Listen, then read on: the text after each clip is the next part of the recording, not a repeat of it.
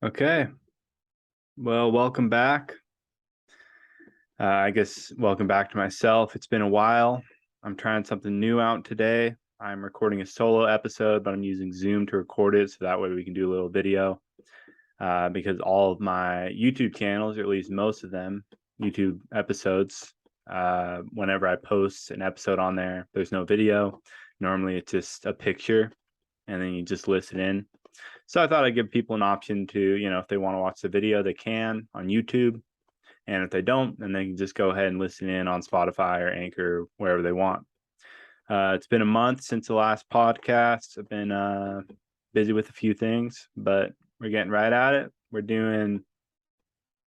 This is from the Essays of Arthur Schopenhauer, and I'll actually share my screen here for the people on YouTube. Essays of Arthur Schopenhauer. Got this from Gutenberg, the Gutenberg Project. It's where they do, I'm sure most of you have heard of it. It's essentially, there's just a bunch of free books on there and essays from throughout the times. And particularly, we're going to do Arthur Schopenhauer's The Wisdom of Life, translated by T. Bailey Saunders. And he splits this up into splits it up into 4 sections.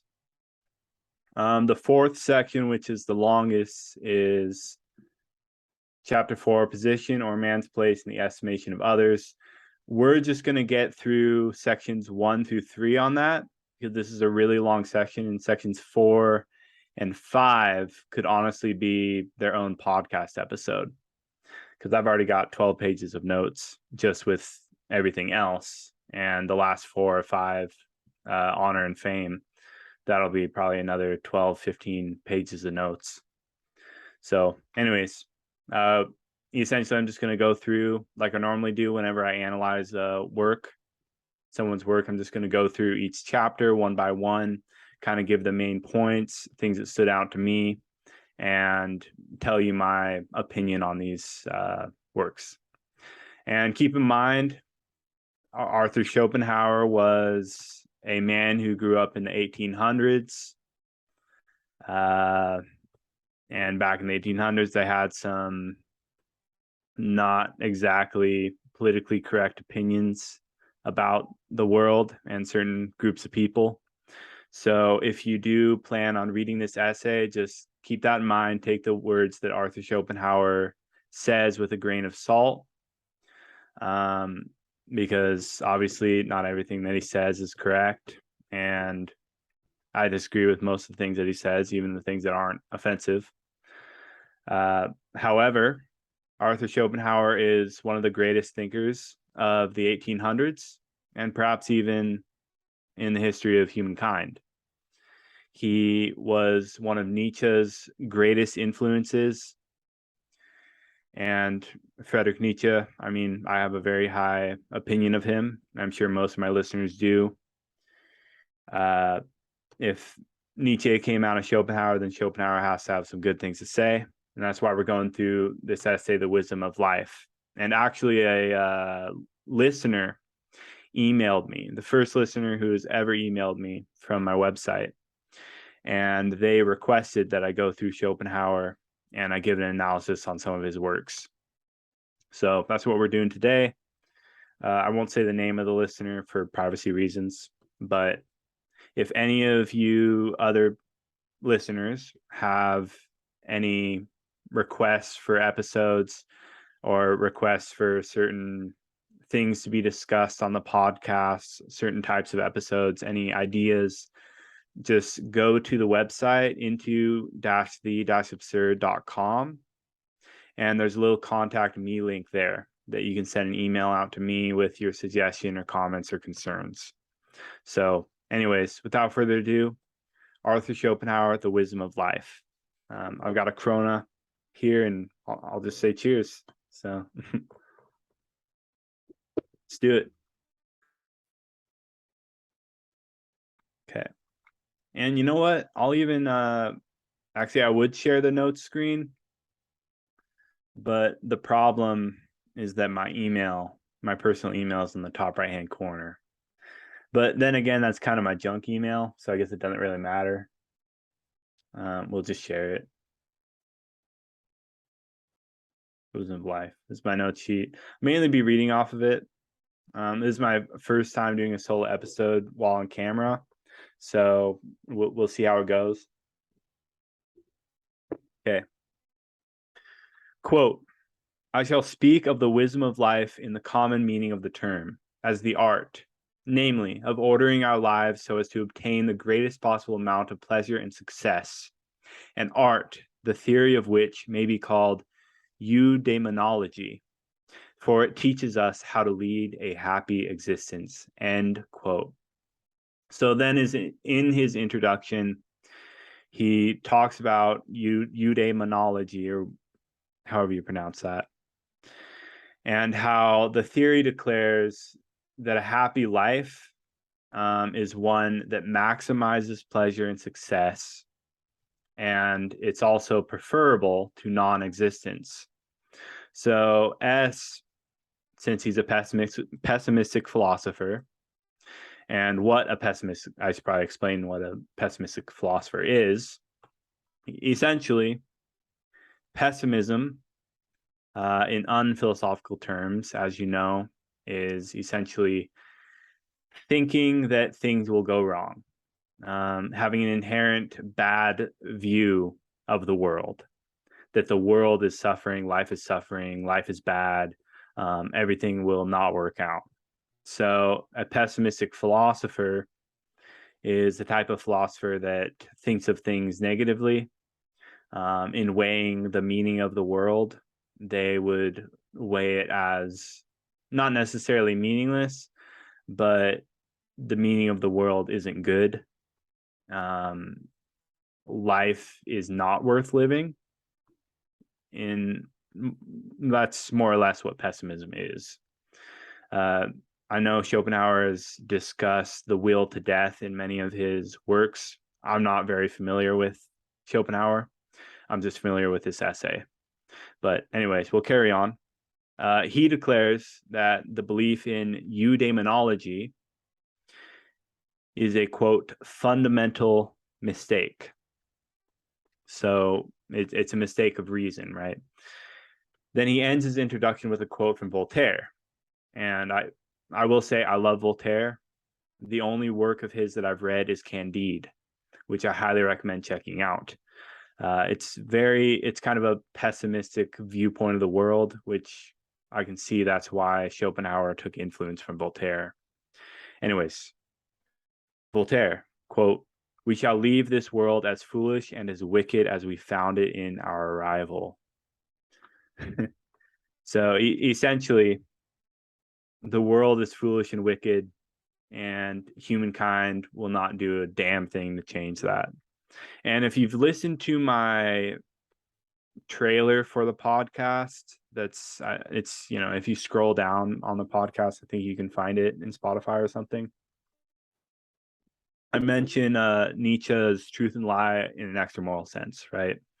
In some remote corner of the universe, poured out and glittering in innumerable solar systems, there once was a star in which clever animals invented knowledge.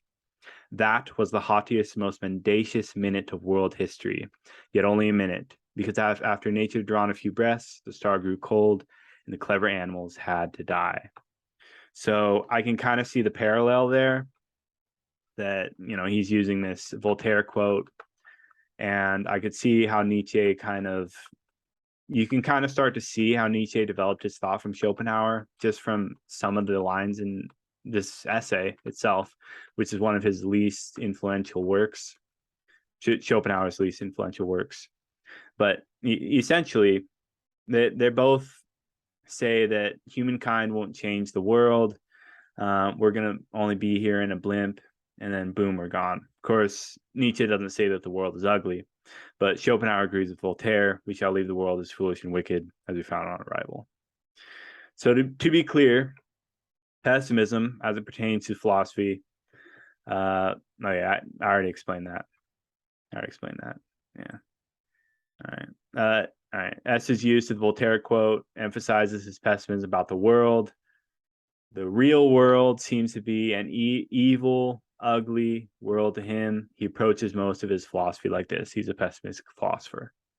Okay. So chapter 1, the division of the subject. So Schopenhauer divides the fundamental differences between human beings into 3 categories. That's what a man is. That's their personality, their intelligence, their personal qualities, I'd say.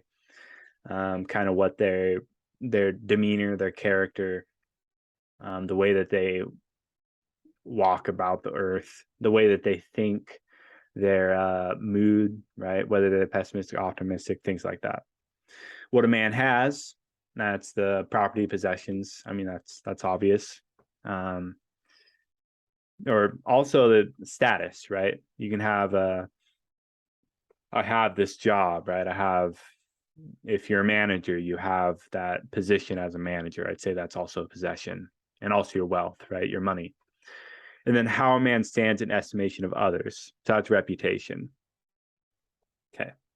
And then throughout this essay, he essentially goes through these 3 divisions, and with how a man stands in estimation of others as the longest section of this essay.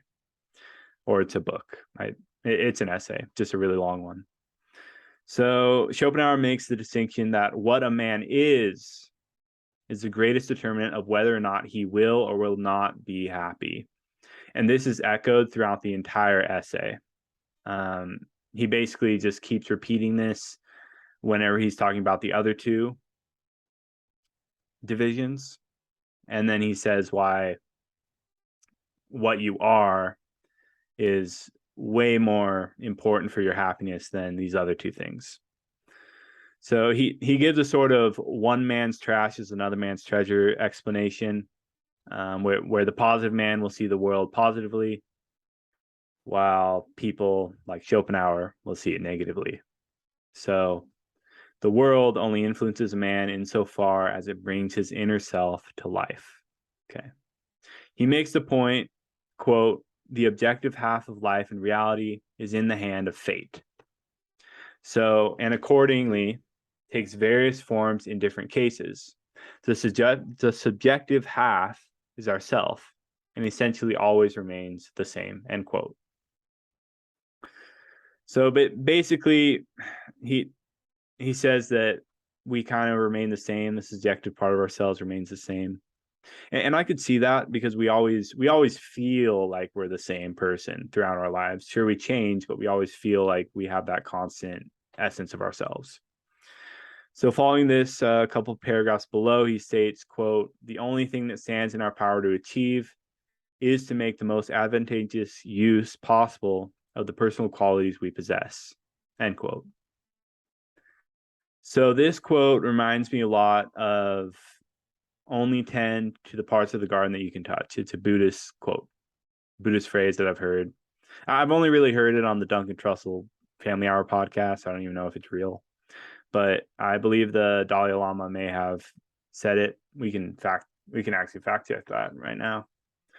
Dalai Lama only tend to the parts of the garden you can touch. Jack Cornfield. Okay, maybe it's him. I don't know. We'll not worry about that. Okay. So choosing to utilize our personal qualities in order to achieve things we want is, according to Schopenhauer, a means by which we can obtain happiness and success. For instance, a naturally good musician would have a happier life if they pursued playing music, right? And conversely, if you're a musician naturally good at playing music and you don't pursue music, then what the fuck are you doing, right? You're wasting your potential. And by wasting your potential, you won't live as happy of a life. That's at least in Schopenhauer's opinion.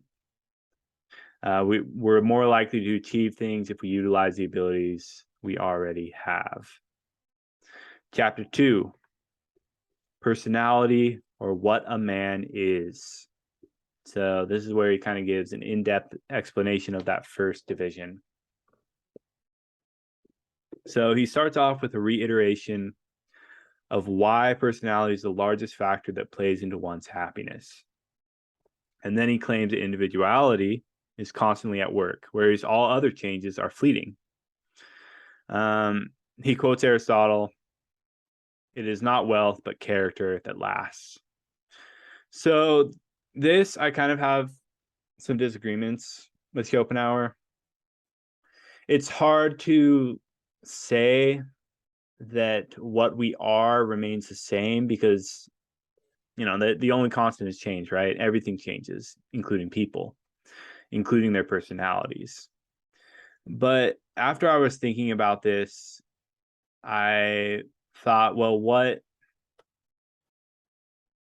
is it, the person's personality that's changing, or is it merely what they do with their personality, right? So I give the example that when I was in 7th grade, I used to play Red Dead Redemption 8-10 hours a day during the summertime, right? I didn't have a job. I was in 7th grade. I didn't have that many friends, so I just played a lot of Red Dead Redemption with my friends, I guess, online. And that same part of my personality that can just sit and do something for 10 hours straight every single day, that's the same thing that makes it so today I eat the same thing every day. I live a very habitual lifestyle. I go to the gym every day. I like to write every day. I like to do a lot of things every single day. I have an addictive personality. So I would say it is part of my personality to do these things, right? And it wasn't my personality that changed. It's perhaps just what I did with my personality that changed over time, right? So we're all built differently, and with this build, we can do many things. So with that said, maybe I do agree with Schopenhauer, although I would have to have a conversation with him to really understand what he even means by this. But we'll continue. He then claims, using a quote from Aristotle, and of course he quotes Aristotle a lot, and that's kind of, he quotes, I notice he quotes Aristotle a lot, Voltaire, and Stoic philosophers. So he has a lot of influence from Stoicism, really boring, long Greek philosophy like Aristotle, and influences from pessimistic fiction writers like Voltaire. And of course, I think he was also a philosopher. So you can kind of see all these things meld together. Anyways, quote, "Men distinguished in philosophy, politics, poetry, or art appear to be all of a melancholy temperament." So he mentions that part of this is the sensitive nature of the intellectual. The intellectual thinks of things very deeply, and they feel these thoughts just as deeply. Such thinking deprives one of their ability to experience the world, to feel pleasure from it. And because all the world is dulled when one is trapped in their own head. So and then he gives a passage from Shakespeare's The Merchant of Venice. Quote, "Nature has framed strange fellows in her time, some that will evermore peep through their eyes, and laugh like parrots at a bagpiper, and others of such vinegar aspect that they'll not show their teeth in way of smile, though Nestor swear the jest of be laughable." So kind of to digest all this, intellectual people, they feel and think of things very deeply. So a lot of times they're trapped in their heads, right? And being trapped in their heads, no matter what, your brain needs to solve problems, right? Because your brain is a built problem solver. So if you're constantly stuck in your head and you don't have a lot of external problems in the real world, then your brain's going to make up problems within itself. And that's where we have all these melancholy intellectuals, right? At least that's to my understanding of what Schopenhauer is saying. So he mentions that the problems and misfortune of the negative person are more imaginary than the misfortunes of the positive person. And again, that's because the positive person is positive from within, and therefore imaginary problems and fears don't really affect them as much. The negative person, on the other hand, sees the world negatively and fears it. And that's why their problems are more internal than external, right? Because they have more problems thinking about potential problems, whereas a positive person only has the problems that come to them, right? So the negative person doesn't need much misfortune to want to end their life, whereas the positive person will need an insurmountable amount of misfortune and suffering to end their life. One merely intensifies innate gloom, while the other receives suffering from something outside of themselves. And in my opinion, that'd have to be, generally speaking, physical pain or injury, or losing someone that you really love, or just really just deep down getting fucked over. That's when a positive person, that's kind of not, if any of you have ever watched the movie The Killing Joke, it's an animated Batman movie. And the whole movie kind of goes about the philosophy where Joker says that it only takes one bad day to make an evil man, like the Joker, right? And in this case, Schopenhauer is saying that it only takes one really, really bad thing to happen to a really positive person to break them entirely. But on the other hand, the melancholy individual only needs a little bit of external suffering for that to happen. So Schopenhauer claims there are two great enemies of human happiness: pain and boredom. So he says that these also contradict each other. If you have pain, you don't really have a whole lot of boredom. If you have boredom, you don't really have a lot of pain. That's because the life of the easy person, or when someone has an easy life, their life is generally boring because they don't have a whole lot of struggle. There's no brain stimulation when there isn't any problems to solve, right? So your life is boring. Whereas if you have a lot of pain in your life, you don't have time for boredom. There is no boredom. You're just in pain, right? And both of these things come into conflict with human happiness. And you have to have either one or the other, right? Or a mixture of both. But there's a certain converse relationship between the two. So we'll move on to this reminds me of the Charles Bukowski quote, "Only boring people get bored." So people who experience more pain and suffering are often far more interesting than those who have not, right? I mean, you've met people who just haven't experienced any suffering in their life, haven't experienced any pain, and they're boring. But you see people who have struggled a lot, and their personality, what they are, has been put to a test. And because it's been put to a test, they're able to go out into the world and be interesting to other people, right? They can stimulate other people's minds. So while I myself am a solitary man, I cannot help but to enjoy the following passage. Quote, "The wise man will, above all, strive after freedom from pain and annoyance, quiet and leisure, consequently a tranquil, modest life, with as few encounters as may be. And so, after a little experience of his so-called fellow men, he will elect to live in retirement, or even, if he is a man of great intellect, in solitude. For the more a man has in himself, the less he will want from other people, the less indeed other people can be to him. This is why a high degree of intellect tends to make a man unsocial. True, if quality of intellect could be made up for by quantity, it might be worthwhile to live even in the great world. But unfortunately, 100 fools together will not make one wise man." Oof. Now that is a burn. So we'll unquote that. Give that an unquote stamp right there. So yeah, so the solitary man has within themselves, or a solitary person has within themselves, a vast array of thoughts, imaginations, and ruminations that, for the most part, keep them company, right?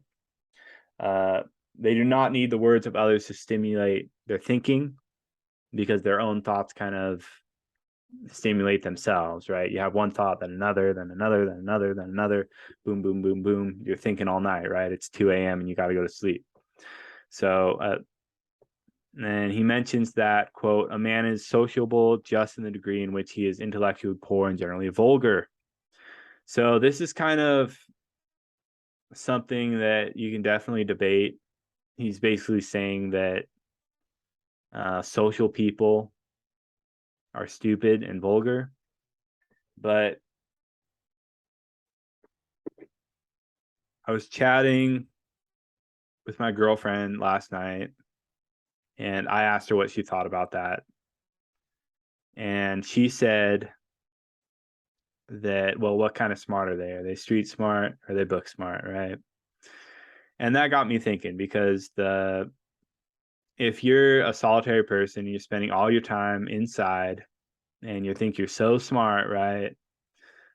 Try going outside and like building a car or something, right? Try going outside and cut down a tree and put it into a truck and bring it back to your house or whatever. A lot of these intellectuals, so-called really smart genius intellectuals, quote unquote, they just aren't very street smart. All their wisdom and knowledge is just kind of back and forth in their heads, and it's all kind of based in an imaginary world that doesn't exist. So whereas these more street smart people who are a lot more sociable, they kind of understand the world on a different level than the intellectual does, because they can actually talk to people, they can enjoy themselves, they can kind of live within the flow of life, and they can kind of understand how the real world works. They're smart, they're street smart, right? And to say that being book smart is superior to being street smart is something that is just not something I vibe with, and it's not correct. So I would have to disagree with him that social people are not as smart, although it sounds nice, especially to people who are intellectuals who like to live solitary lives like myself and probably some of my listeners. It's kind of just stroking our egos, like the intellectuals' egos, thinking that we're like all high and mighty, but in reality we aren't. We're just like everyone else. We're just a little bit different. So I'd have to say that. But anyways, we can see here how Schopenhauer influenced Nietzsche's concept of the herd. So Nietzsche writes heavily of the herd, right? Large groups of people, how large groups of people, the herd, organizations, they can really diminish the greatness of the individual. And in this diminishing of the individual, who is, of course, the source of creativity and art in society, the herd likewise destroys this art and creativity, right? And that is precisely the vulgarity that I think Schopenhauer is talking about when he talks about the herd, right? As Jung said, the larger the group, the more negligible the individual becomes. So Schopenhauer says the poor in intellect often become bored, and if they are not bored, they're generally participating in sensual pleasure or folly. Quote, ordinary people think merely how they shall spend their time. A man of any talent tries to use it, right? Unquote. So basically saying that ordinary people just like to waste their time and spend it, but the wise man tries to actually use their time, right? So, quote, it is a great piece of folly to sacrifice the inner for the outer man, to give the whole or the greater part of one's quiet, leisure, independence for splendor, rank, pomp, titles, and honor. So this kind of echoes Ralph Waldo Emerson, his Self-Reliance, which of course I did a 9-part series with Minding Me of Stone on. Shout out to you. In that man or a person who is at home with themselves is never a tourist. Absolve unto yourself, right? To be another man is what the fool does. So basically, you can't sacrifice who you are inside for the person that you want people to see on the outside of you, right? You can't put on a mask and be a different person for other people just because you want to be liked. This is what a fool would do. It doesn't provide you happiness. It doesn't make you better. It doesn't really even make people like you, because they might like you, but there's a difference between liking someone, as in, you think positively of them, and really liking someone in that you see their flaws, but you like them anyways, right?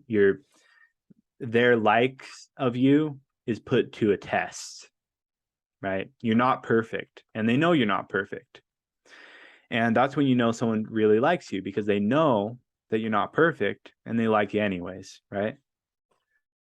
So he gives 3 distinct types of pleasure. 1, vital energy, i.e., food, water, rest, sleep. Muscular pleasure, so dancing, sex, athletic pursuits, hiking, games, and all that kind of stuff.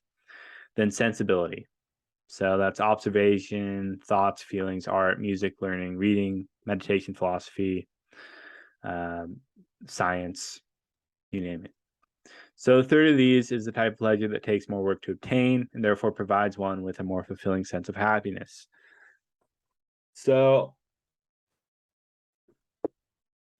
that's definitely Schopenhauer just stroking his ego a little bit, because is sensibility really harder to obtain than muscular pleasure? I think that's a bit, that's very much debatable. Is that even harder to obtain than vital energy that we need? I don't know. But anyways, he basically makes a claim that it takes more work to obtain. He claims that the normal, ordinary man takes interest in anything that excites their will. So such excitements are mere ends in themselves, right? But the intellectual person uses the first and second pleasures only as a means to obtain the third. So they get their food and their water, they get their exercise in, their sex or whatever they need, and then boom, they're off to being an intellectual, right? So if one's happiness is based on external things such as a house, a car, etc., then when these things are taken away, they will suffer. To the contrary, if happiness is found within, then they will have no need for anything but their own mind. So then Schopenhauer writes, quote, "The wealth of soul is the only true wealth." And then quoting Wilhelm Meister, "The man who is born with a talent which he is meant to use finds his greatest happiness in using it." So this kind of echoes Paulo Coelho's The Alchemist, in that and I'm sure some of you have read it.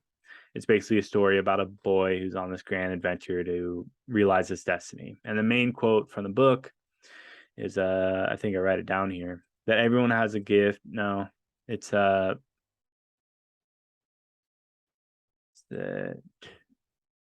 one's only true obligation is to realize their destiny. So everyone has a gift, and it's their duty to give that gift to the world. So although the life of the intellectual is filled with sorrow and the life of the dull mind is filled with joy, the life of the dull mind is nonetheless unenviable. And that's from Schopenhauer.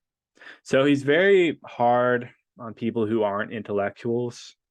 He has this opinion that they're somehow inferior to him. And this is I think this is a common trend with philosophers, where they think that they're somehow smarter than everyone else, but they aren't. They're just smarter in one regard. But that's okay. We can definitely, and really, is this life, because I know what he's talking about, social people, right? He's talking to people who pursue pleasure number 2. Is that really an unenviable life? I know many people envy, say, the life of a quarterback of a football team, right? That's kind of more of that athletic existence. So I'm not sure if he's correct there. It's definitely unenviable to Schopenhauer, that's for sure. So chapter 3, property. or what a man has. So it explains that Epicurus's three-part division of needs. One, physical needs. So that's the things that they're natural and necessary, and we need them in order to not feel pain or die, right? So 2, sensual needs. So that's the satisfaction of certain feelings. So these are natural, but they're not necessary, right? And then 3, we have luxury and prodigality. And that is we want a nicer car, a nicer house, a new watch, $10,000 in our bank account. And none of that stuff is natural or necessary. And they're also more difficult to obtain than the first 2. So he says that there is no definite or absolute amount of wealth that will satisfy a person, right? Indeed, one can always have more riches. Riches, one may say, are like seawater, he says, that or you drink, the more you drink, the thirstier you become. So the rich man who keeps getting more and more money will keep wanting more and more money. And he'll want even more as he gets more of it, right? Zuckerberg.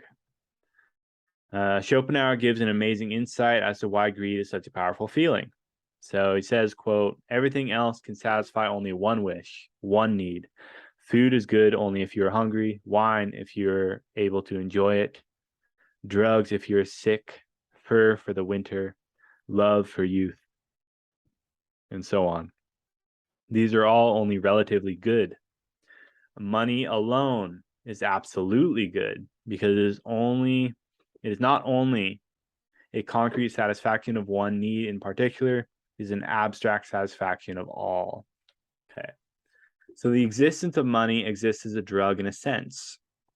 Money can satisfy all needs from category 3. Money can bring fame, nice houses, nice cars, and everything else material that's under the sun, right? And then he makes the judgment that those born poor, even if they become rich later on, will likely waste their money and become poor again. So they will throw away their money to return to how they were. Conversely, those born rich will remain frugal with their spending. So I really want to know if Schopenhauer was born rich. Let's just find out.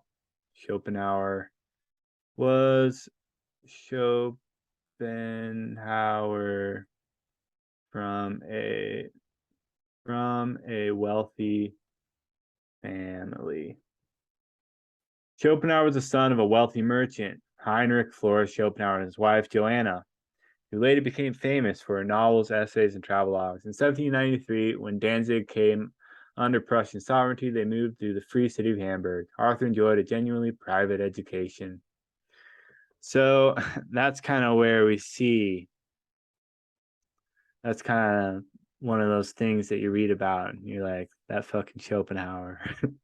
I can see why he's writing all this stuff, right? He came from a rich family. So of course he thinks that that those born poor, even if they become rich, they'll throw away all their money because they don't know how to spend it. Meanwhile, people like me who were born with money, they just stay rich. They know how to conserve their money. They know how to use it, right? So of course he thinks that way. He has a very high and mighty view of the world where he thinks that he's better than everyone else, I'm noticing. He thinks that because he's an intellectual, he's smarter than everyone else. He thinks that because he's a solitary man and he has sad thoughts that makes him better. That because he has money, he won't spend it all because I don't know. He just he's very, I could see why Nietzsche didn't like him very much because he's the type of philosopher that is extremely biased, and you can see his bias as you're writing or as you're reading through what he's written, right? Of course, I will say Nietzsche's pretty biased as well.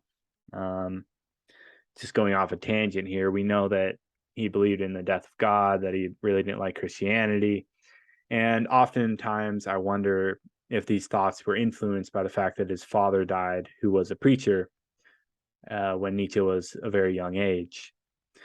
And Nietzsche had certain daddy issues, right? We'll call them that.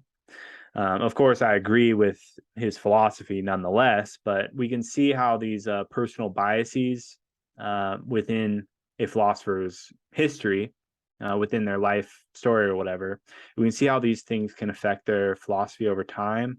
And we can kind of see how they came to certain conclusions, like, Schopenhauer being a solitary man, thinking that solitary people are smarter. We have more within, so we don't need those other people around, right?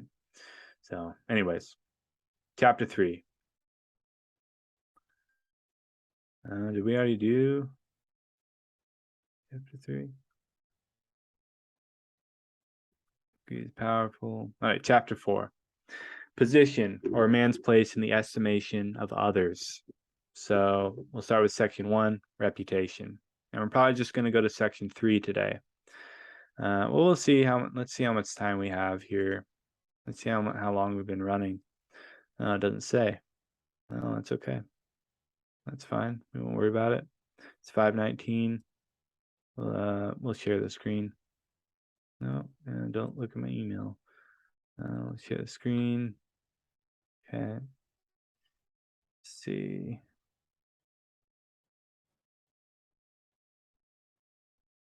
Okay.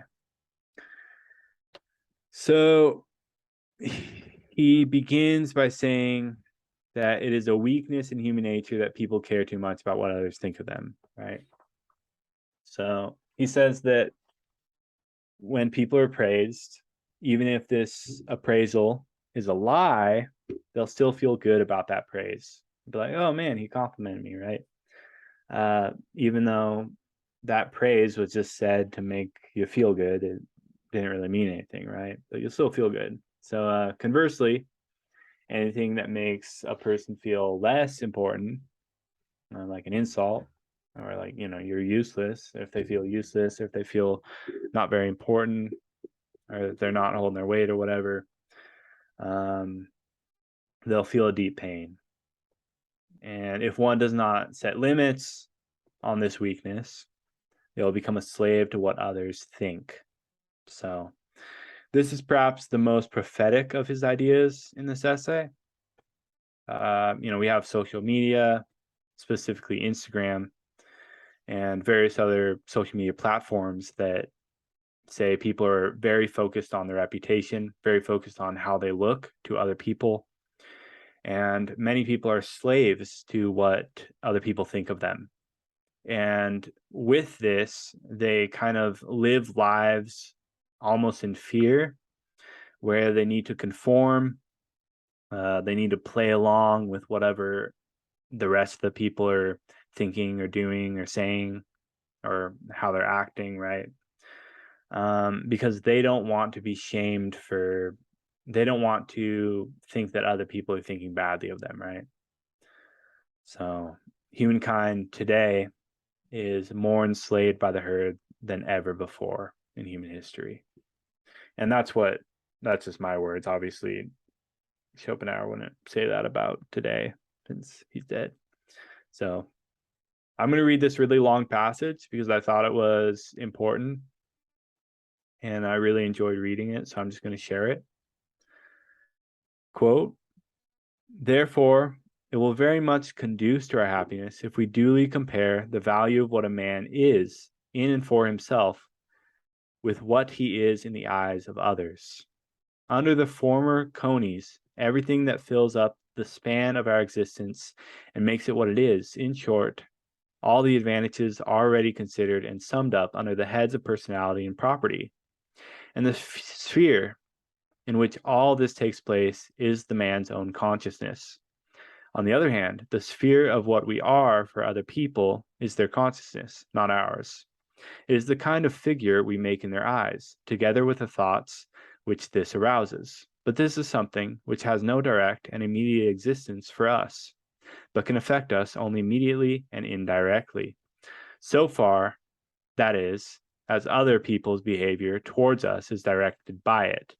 And even then, it ought to affect us only in so far as it can move us to modify what we are in and for ourselves.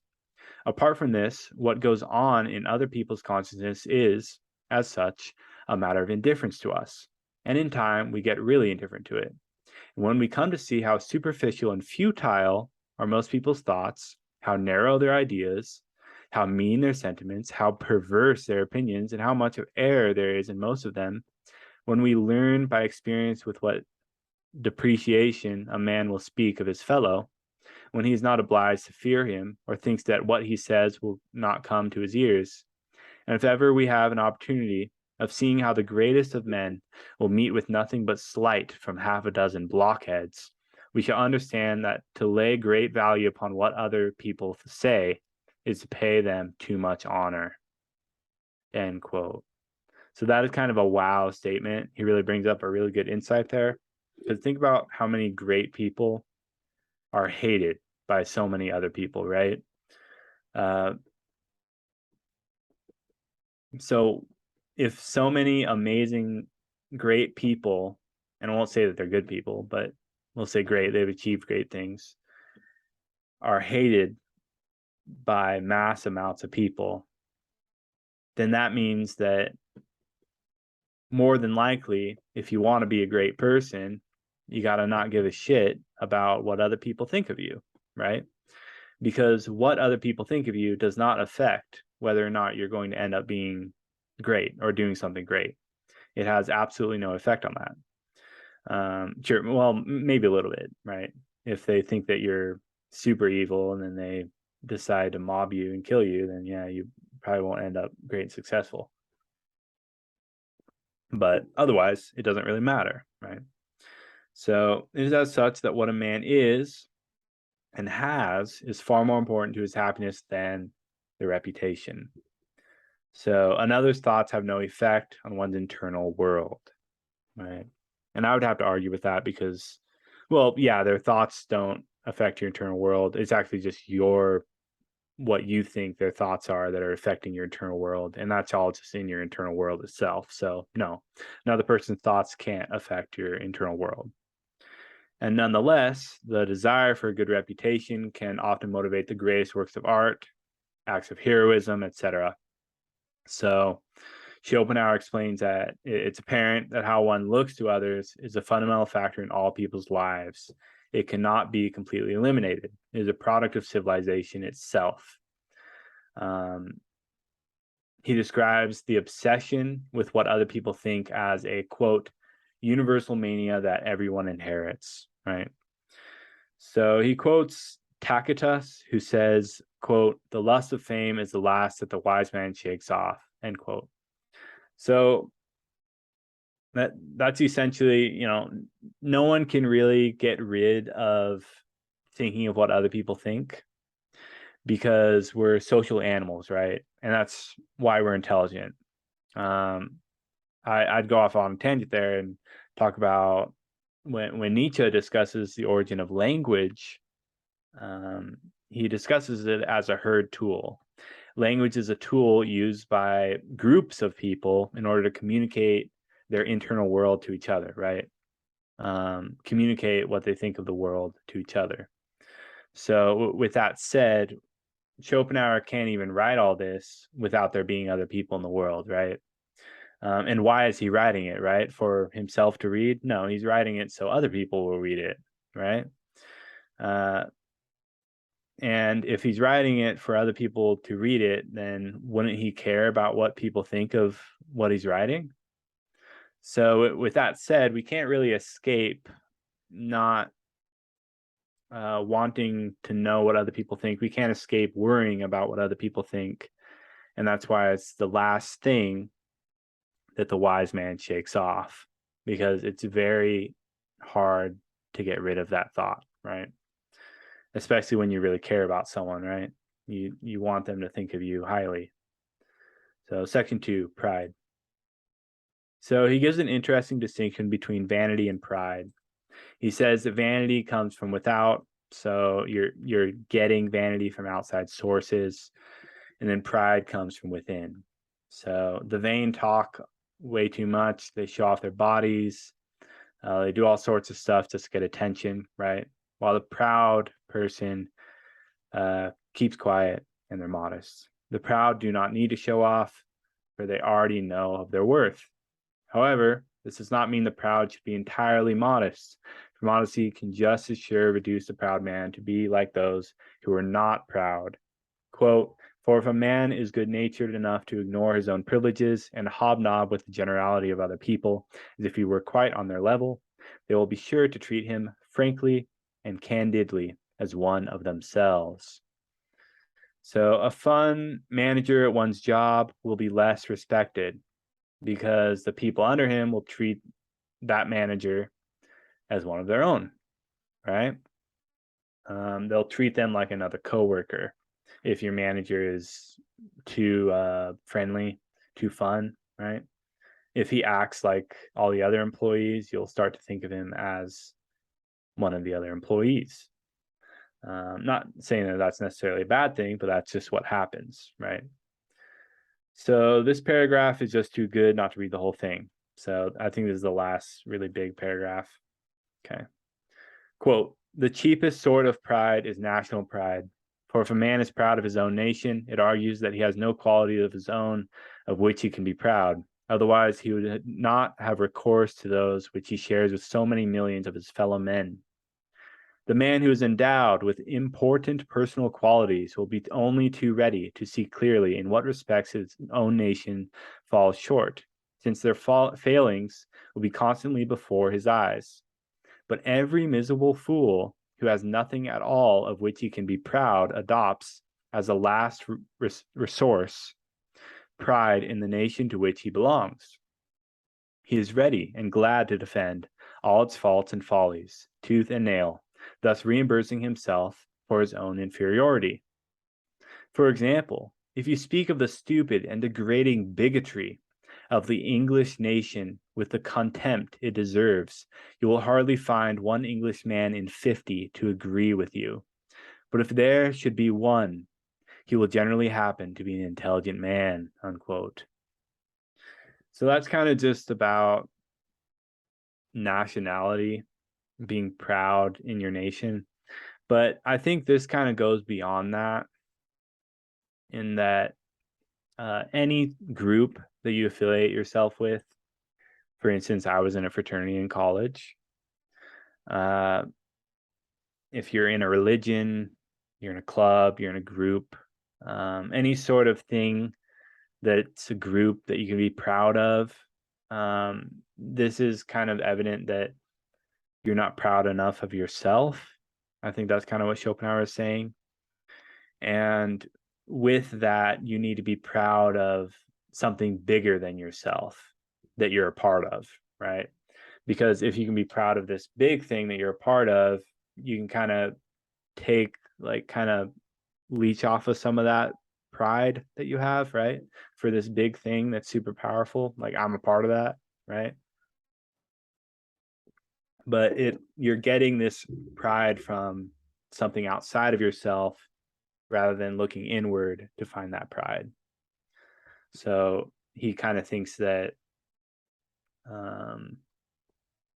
it kind of comes off as if he's saying that only the intelligent man can have pride in themselves. I mean, that's debatable. He's also implying that people who are proud of groups that they're in are unintelligent, and that's also debatable. But either way, he has a good point, right? You're getting pride from outside rather than within, and that could lead to some problems with affecting your happiness, right? So he deems individuality much more important than nationality, as nationality implies pride in large masses of people, organizations, and governmental institutions. And it's thus difficult to shout out how proud we are of our nation without lying, right? Because, you're given the Pledge of Allegiance in school, but you're also hearing about all the bad shit that the government's doing. And yet you're pledging your allegiance to this government. It's like it's sort of this, I mean, it's a lie. You're lying because you're not really in alliance with the government. because you disagree firmly with many of the things that the government are saying. You're in alliance with the other people who agree with you that the government is doing bad shit, right? So you can't really shout how proud you are of your country without lying a little bit, because it's impossible to agree with everything that your country is doing. So section 3, rank.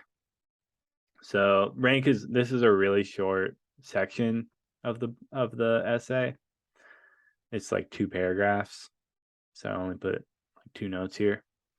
So Schopenhauer claims that rank is, quote, an important part in the eyes of the masses and is a most useful wheel in the machinery of the state. So then he goes on to say that the whole thing is a farce, that rank doesn't really exist. It's just made up to control us, basically, right?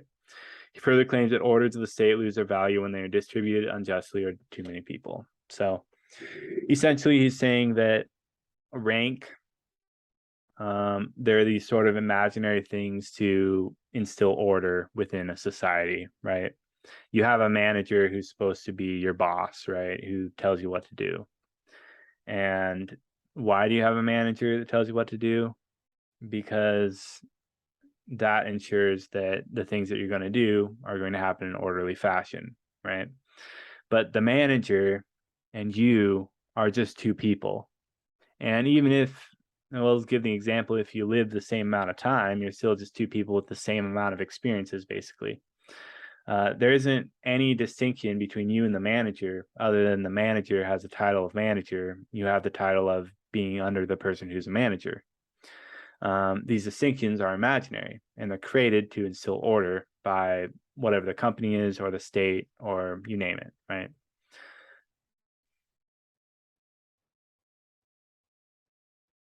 I'm getting a call. I'll ignore it for now. All right. Okay. Sorry about that. Section 4, honor. So I won't get into this too much. I kind of want to, I think I might do a second part of this episode. I do think the first part of this essay is the most important part. To keep in mind that the internal world is far more important for happiness than anything else. You know, who you are and using your abilities that you have, using who you are to your advantage, is the best way that you can achieve the things that you want out of life. But I'll talk a little bit about honor. Schopenhauer's definition, quote, honor is, on its objective side, other people's opinion of what we are worth. On a subjective side, it is the respect we pay to this opinion. From the latter point of view, to be a man of honor is to exercise what is often a very wholesome, but by no means a purely moral influence, end quote. So Schopenhauer explains that honor is important because men, on their own, have no real power or influence. It is only around other people by which a man's power comes to life. So living in a social world, honor helps people gain access to the things they want. Yeah, I mean, that's more or less, you know, just for kicks and giggles, we'll share the screen of the essay, and we'll go through it a little bit. We'll go, hopefully you can see the screen. Share, there we go. So we'll take a gander, we'll go down to fame. Okay, so under the heating of place in the estimation of the world, we have put fame. And this we must now proceed to consider. Okay. So he says the fame and honor are twins. Fame is the undying brother of ephemeral honor. Then he says that the highest kind of fame, that is, of fame in the true and genuine sense of the word, for to be sure, there are many sorts of fame, some of which last but a day. Honor is concerned merely with such qualities as everyone may be expected to show under similar circumstances. Fame only of those which cannot be required of any man. Honor is of qualities which everyone has a right to attribute to himself. Fame only of those which should be left to others to attribute. Whilst our honor extends as far as people have knowledge of us, fame runs in advance and makes us known wherever it finds its way. Everyone can make a claim to honor, very few to fame, and being attainable only in virtue of extraordinary achievements. Oh yeah. So I won't really go much further with that. If I had to pick which one's better, honor or fame, it's obviously honor, especially coming from Schopenhauer's, just what he's already said in this essay so far. I have a feeling that he thinks honor is better than fame because honor comes from within, and fame is something that you have to get from other people. Of course, in order to get fame, you have to do something extraordinary, but not really, because, you know, even TikTokers doing dumbass memes or can become famous, right? You don't have to do something extraordinary to be famous. You can do anything to be famous. So it's not, fame just comes from being known by a lot of people, right? You can also do something horrible to become famous. So like fame doesn't really come into play with how great you are or how many achievements you have. Fame is only just, all it means is that a lot of people know who you are and what you did, right? But honor, that comes from within. And also we feel honorable when we do things, like we feel honor when we get that honor from the people we care about. We feel more honor, right? We want to honor our families, honor the people we love. We want to honor those people more than anyone else in the world, right? So I think honor has a more down to earth sort of feeling to it. And fame is just kind of like, if all they want is fame, all they want to do is just be known by the world, then they must not have a whole lot going on inside of themselves, right? There's like an empty void within them. I'll stop sharing.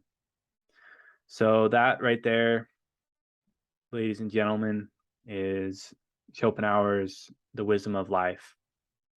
So I highly recommend reading it yourself. It's very interesting. And just keep in mind, you know, there's some very offensive cultural things that Schopenhauer says about certain groups of people. Just take what he says with a grain of salt. You know, he's from the 1800s. Don't agree with everything that he says. And if you do, then I guess good for you. But he's just another guy writing his thoughts down, thinking that he's smarter than everyone else. So just like every other philosopher, right? So just keep that in mind. You have a mind of your own, so use that mind. And anyways, thank you for listening, and we'll see you next time.